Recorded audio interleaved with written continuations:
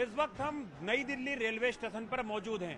कल शाम करीबन 9:30 पौने 10 बजे के आसपास जो रेलवे प्रशासन जानकारी दे रहा है कि प्लेटफॉर्म नंबर 14 पर मगध एक्सप्रेस खड़ी थी जो पटना की तरफ जाती है, और प्लेटफॉर्म नंबर 15 पर संपर्क क्रांति खड़ी थी जो जम्मू कश्मीर की तरफ जाती है।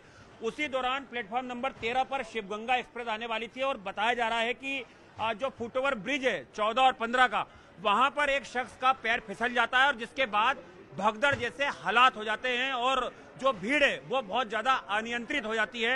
ये रेलवे स्टेशन पे आप यहाँ पे अभी अमूमन बहुत कम भीड़ देख रहे हैं, लेकिन कल शाम को यहाँ पर पैर रखने तक की जगह नहीं थी।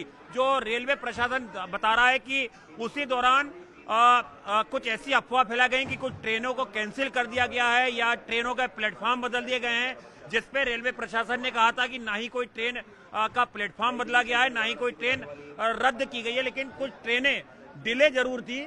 और मेला स्पेशल करीबन 4 से 5 ट्रेनें नई दिल्ली रेलवे स्टेशन से रेलवे प्रशासन ने चलाई थी, जो स्पेशल कुंभ के लिए जाने वाली ट्रेन थी।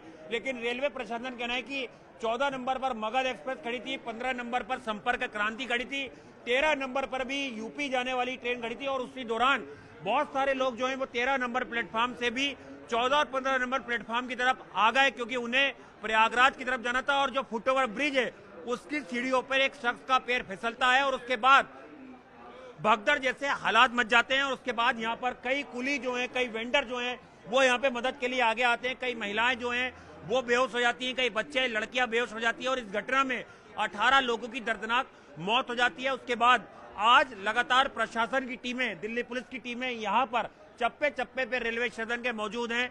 अनाउंसमेंट के जरिए बताया जा रहा है कि कौन सी ट्रेन किस नंबर प्लेटफॉर्म पे आएगी, और यात्री जो है वो पैनिक ना हो। कोई ट्रेनों को रद्द किया गया तो उसके लिए भी बाकायदा अनाउंसमेंट किया जा रहा है। जो रेल मंत्री हैं अश्विनी वैष्णव, उन्होंने गृह मंत्री अमित शाह से मुलाकात की है।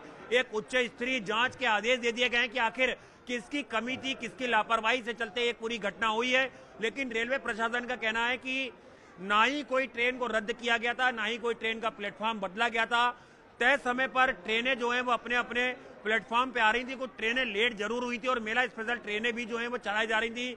आज जो है वो मुकम्मल व्यवस्था है रेलवे स्टेशन पे की गई है यात्रियों की भीड़ को देखते हुए, और जिस तरह से जो प्रयागराज जाने वाले जो यात्री हैं उन्हें किसी तरह की दिक्कतों का सामना करना ना पड़े। और चूंकि रविवार का दिन था और कई चश्मदीदों ने बताया कि जो भीड़ थी वो बहुत ज्यादा हो गई थी और शायद उसका अनुमान रेलवे प्रशासन को, आरपीएफ को नहीं था। एक जानकारी ये भी निकल के सामने आ रही है कि आरपीएफ के जो जवान है उनकी जो मुकम्मल फोर्स होना था वो नई दिल्ली रेलवे स्टेशन पे नहीं थी, क्योंकि प्रयागराज में बहुत सारे आरपीएफ के जवानों की नियुक्ति कर दी गई थी।